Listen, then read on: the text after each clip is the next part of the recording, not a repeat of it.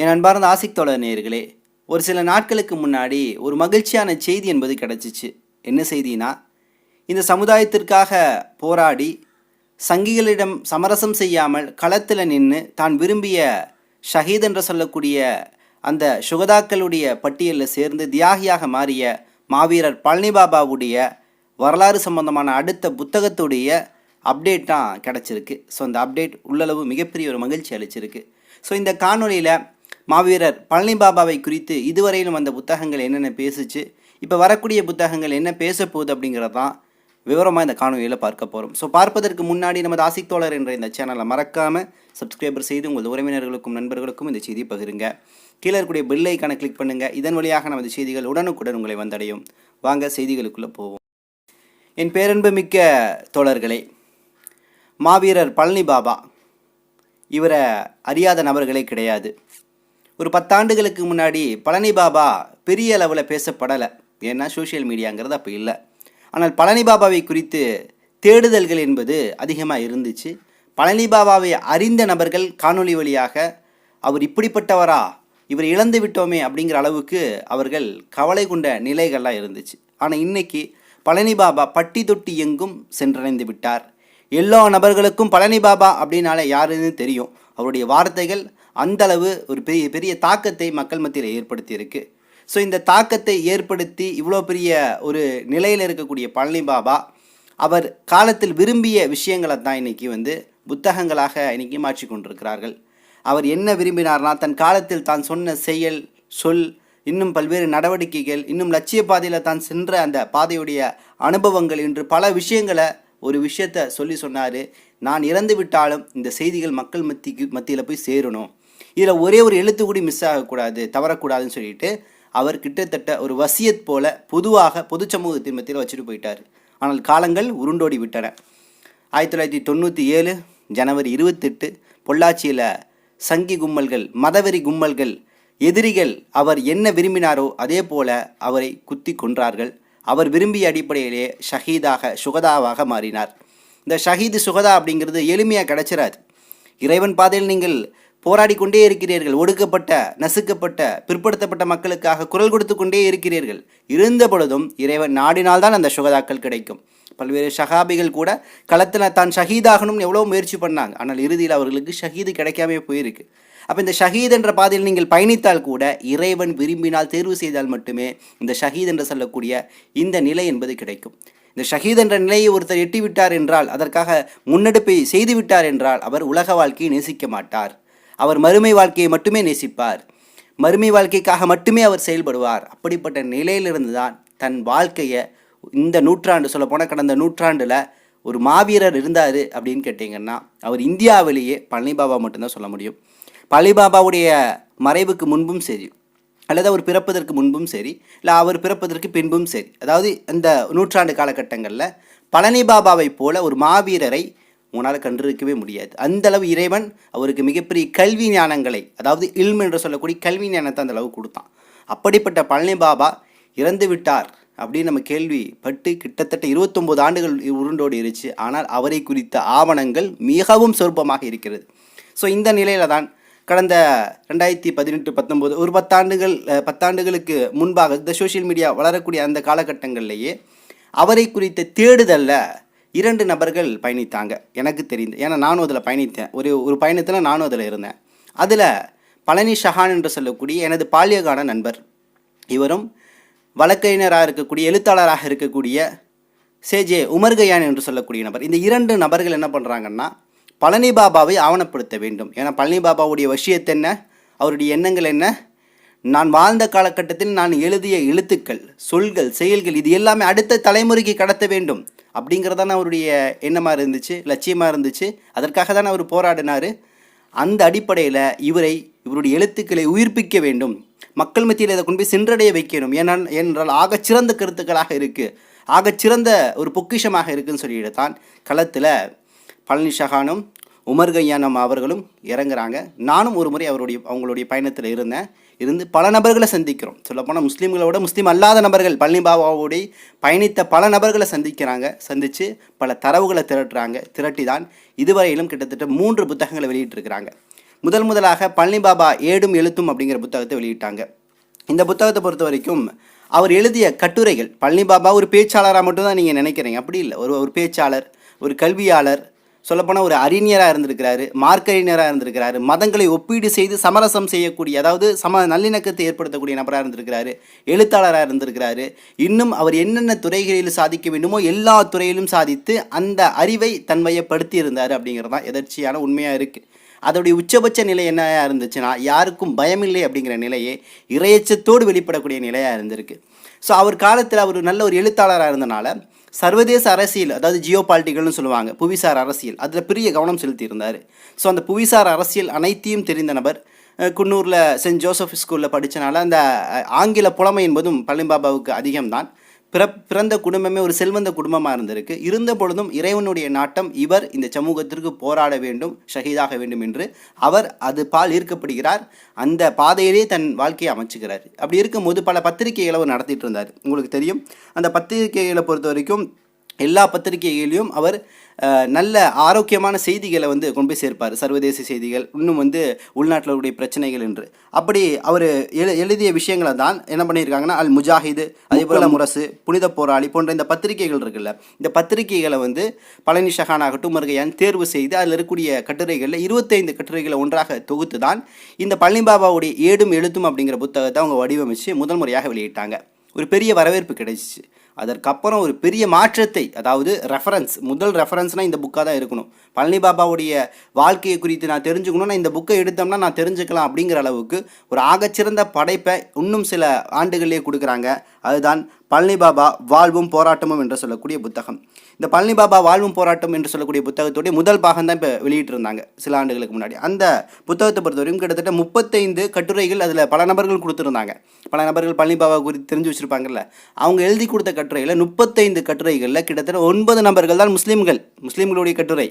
மீதம் இருக்கக்கூடிய எல்லா நபர்களும் முஸ்லீம் அல்லாத கம்யூனிஸ்டுகள், பெரியாரிஸ்டுகள், மார்க்சிஸ்டுகள், தமிழ் தேசியம் பேசக்கூடியவர்கள், இவர்களுடைய கட்டுரைகள் தான் அதில் அதிகமாக இருந்துச்சு. ஸோ அந்தளவு பழனி பாபாவுடைய அந்த 2வது புத்தகமாக இருக்கக்கூடிய வாழ்வும் போராட்டம் புத்தகம் மக்கள் மத்தியில் பெரிய வரவேற்பை கொடுத்துச்சு. இன்னும் பழனி பாபாவை குறித்து தெரிந்து கொள்வதற்கான ஆவணமாக இருந்துச்சு. இன்றைக்கி ரீல்ஸ் போடுறாங்க, இன்ஸ்டாவில் போஸ்ட்லாம் போடுறாங்கல்ல. இப்போ பழனி பாபா குறித்து யார் பேசினாலும் அவர் வீடியோவிலேருந்து அந்த வசனங்களை எடுத்து பேசுவதை தாண்டி பல தகவல்களை அவங்க அறிந்து பேசுகிறாங்க. அப்படின்னா அதற்கு ஒரு ரெஃபரன்ஸ் புக்காக பழனி பாபாவுடைய வாழ்வும் போராட்டமும் என்ற புத்தகம் இருக்குது அப்படிங்கிறதுல மாற்று கருத்தே கிடையாது. அப்போ நான் புத்தகம் என்ன சொன்னேன், பழனி பாபாவுடைய ஏடும் எழுத்தும். 2வது பழனி பாபாவுடைய வாழ்க்கையும் வாழ்வும் போராட்டமும் முதல் பாகம். 2ஆம் பாகம் அடுத்த கட்டுரைகளுக்காக தயார் நிலையில் இருக்குது. 3வது தங்கைக்கு எழுதிய கடிதம். இந்த கடிதத்தை பொறுத்த வரைக்கும் பழனி பாபா ட்ராவல் பண்ணக்கூடிய சமயத்தில் எல்லா நபர்களையும் நேரடியாக போய் சந்திப்பார். சில இடங்களுக்கு குறுஞ்செய்திகளை கொடுத்து விடுவார், பேப்பரில் குறுஞ்செய்திகளை கொடுத்து விடுவார். ஆனால் அவர் தேசிய பாதுகாப்பு சட்டத்தின் கீழே கைது செய்யப்படக்கூடிய சூழலில் தான் சிறையில் இருந்த அந்த காலத்தில் அவரை தான் மீளாய்வு செய்கிறார், தனது காலங்களை பின்னோக்கி கொண்டு செல்கிறார். அப்படி செல்லக்கூடிய சமயத்தில் தான் தன் தங்கைக்கு, தன் வளர்ப்பு மகளுக்கு, இன்னும் தன் கூட படித்த தோழர்களுக்குன்னு சொல்லிட்டு பல கடிதங்களை எல்லாம் எழுதுகிறார். ஸோ இந்த கடிதங்கள் எல்லாத்தையும் ஒரு நினைவு அலைகளாக திரட்டி தான் இன்றைக்கி பழனி ஷஹானும் உமர்கையானும் தொகுத்து இன்றைக்கி கொடுத்துருக்காங்க. அப்போ ஆகச்சிறந்த பணி தானே. நான் முன்னாடி சொன்ன வார்த்தையை மறுபடியும் சொல்கிறேன், பழனி பாபா இதை செய்ய வேண்டும் என்று வசியத்தை கிட்டத்தட்ட செஞ்சுட்டு போயிட்டார், இதெல்லாம் செஞ்சுருங்க அப்படின்னு.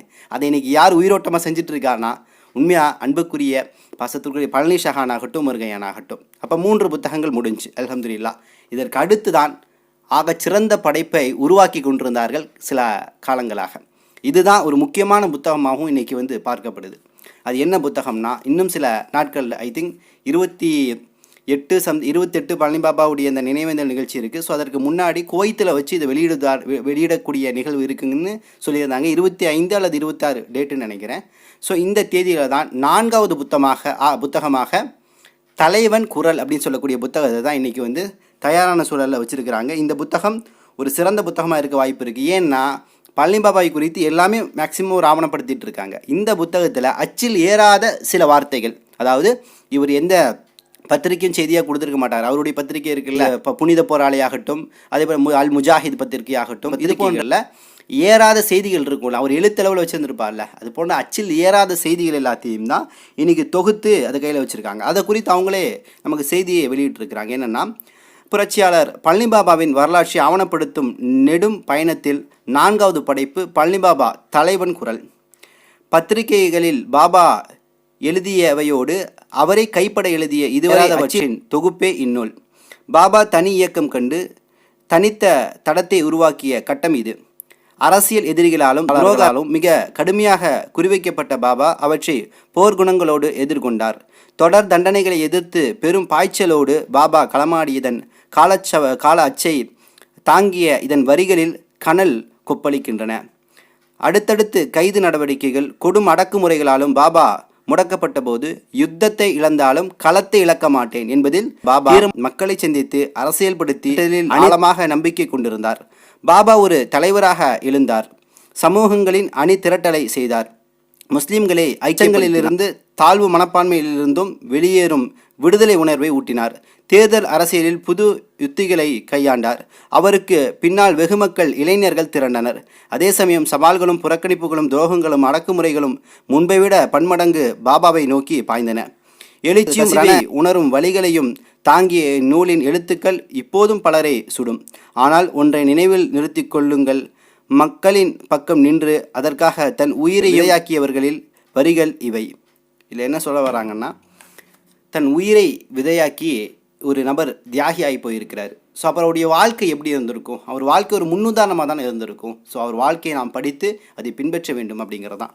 ஸோ பழனி பாபாவை குறித்து சமீபத்திய எனது பார்வை என்னென்னா, பழனி பாபா எனக்கு தெரிந்து இன்னும் செயலளவில் செயல்பாட்டுக்கு கொண்டு வரலை. கிட்டத்தட்ட 27 வருஷம் ஆயிடுச்சு. எந்த அரசியல் கட்சிகள் அவரை ஒரு பொது தலைவராக மாற்றி எல்லா மேடைகளிலும் பேசி அவரை பேசாமல் எங்களை நீங்கள் நெருங்கவே முடியாது அப்படிங்கிற அளவுக்கு இங்கே கலாச்சூழல் மாறி இருக்கு. யோசிச்சு பாருங்கள். கனிமிகு காயிதே மில்லத் அவர்களை திராவிட கழக மேடைகளில் பேசுவாங்க, இன்னும் பல இடங்களில் பேசுவாங்க. காயிதே மில்லத்தை பேசாமல் முஸ்லீம்கள்ட்ட ஓட்டே வாங்க முடியாதுங்கிற அளவுக்கு நிலைமை இருக்குது. ஆனால் பழனி பாபா எப்படிப்பட்டவர்? எவ்வளோ பெரிய சமூக ஒற்றுமையை கொண்டு வந்திருக்கிறாரு. அவர் வெறும் முஸ்லீம்களுக்கான தலைவர் அல்ல, எல்லா மக்களுக்குமான தலைவர் என்பது வெறும் பேச்சளவில் இல்லை, செயல்பாட்டில் அப்படிங்கிறத பல நபர்கள் நீங்கள் உணர்ந்திருக்கிறாங்க. எனக்கு இருக்கக்கூடிய பெரிய கவலை என்னென்னா, பழனி பாபாவை இன்னும் முஸ்லீம் கட்சிகள் அல்லது இயக்கங்கள் தனது மேடைகளில் பேனர்களில் மட்டும் பயன்படுத்துவதை தாண்டி பல்வேறு இடங்களில் அவரை தொடர்ந்து பேசக்கூடிய நிலையை உருவாக்கணும். அந்த நிலை என்பது திராவிட கட்சிகள் பழனி பாபாவை நம்ம என்ன பண்ண முடியும், அங்கீகரிக்காமல் முஸ்லீம்களுடைய ஓட்டுகளை பெற முடியாது அப்படிங்கிற அளவுக்கு ஒரு சிறந்த தலைவராக நம்ம தான் அவரை முன்னிறுத்த கடமைப்பட்டிருக்கின்றோம்.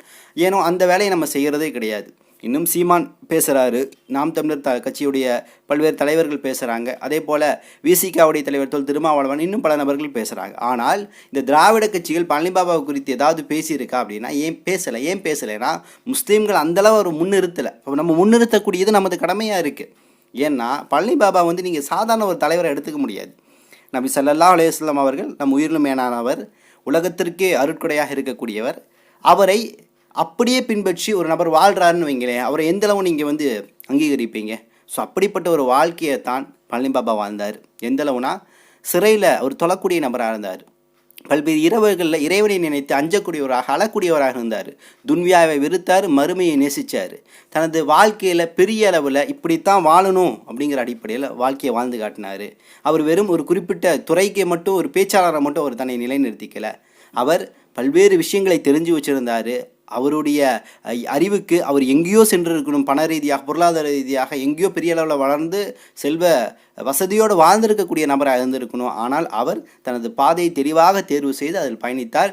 குறிப்பாக முஸ்லீம்களை அச்சமூட்டி எச்சரிக்கை செய்தார். இறை நம்பிக்கை விஷயத்திலையும் சரி, அரசியல் ரீதியாகவும் சரி, இரண்டு விஷயங்களையும் தொடர்ந்து என்ன பண்ணிருந்தார், ஒரு ஒன்றிணைப்பை ஏற்படுத்திகிட்டே இருந்தார். ஆனால் அவர் கவலைப்பட்ட ஒரு விஷயம் என்ன தெரியுங்களா? நான் கூட இப்போ யோசிக்கக்கூடிய விஷயம் என்ன தெரியுங்களா?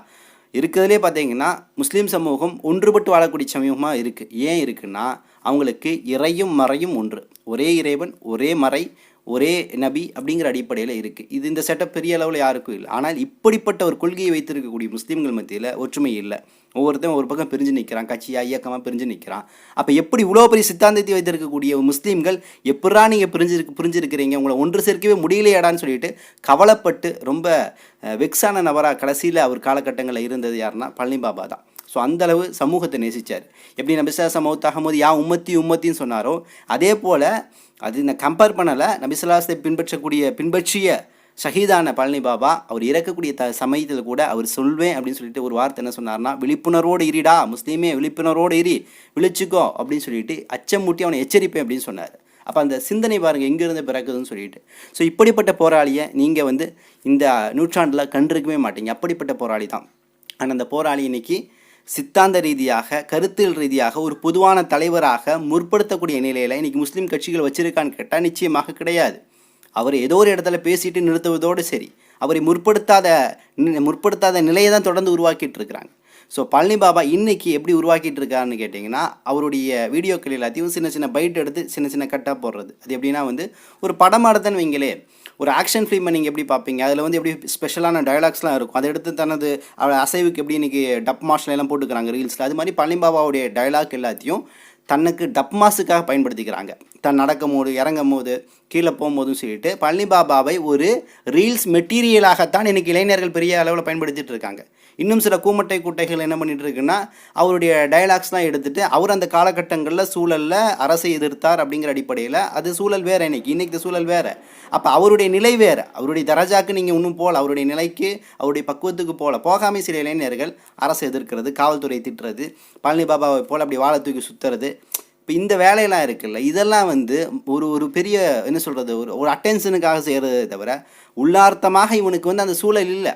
அப்போ இவன் பழனி பாபாவை போல் எல்லா வழக்குகளையும் சமாளித்து வரக்கூடிய அளவுக்கு இவன் வளரலைங்கிறதோடு தெரிஞ்சுக்கல. ஆனால் இன்றைக்கி பல நபர்கள் அப்படி பயணிச்சுட்டு இருக்காங்க. சில நபர்கள் போதையை போட்டுட்டு, கஞ்சாவை போட்டுட்டு, பழனி பாபாவை வச்சு பேரை சொல்லிவிட்டு எல்லா குற்றச்செயலையும் செய்வது.